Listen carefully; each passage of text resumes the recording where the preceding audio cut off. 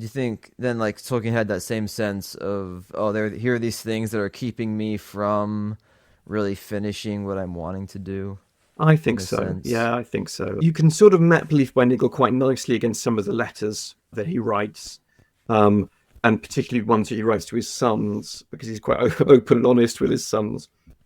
One, for instance, there's a letter he wrote to, I think it was Christopher Tolkien, where he talks about um, getting distracted, and there's all kinds of things that are bothering him with Lord of the Rings and stopping him from doing it. And he's got trouble with the moons, so the rising and setting of the moon, he can't get the timeline to correlate. And I think that sort of, like, how many of us would have noticed if the moons were wrong? But to Tolkien, it matters. He is like Niggle. He wants every leaf to be perfect. So yeah, I think there's a sense in which, in some ways, we can be very grateful that he was a niggler, and part of the richness and sort of weight of the work seems to come from the attention to detail. And maybe there are other times when he was just like all of us, we do the hoovering instead of doing the thing we're supposed to do, or we, suddenly want to clean our office for no reason.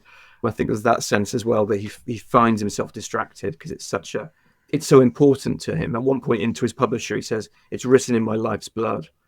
So it's no small thing for him to actually say, "Okay, it's done, publish it."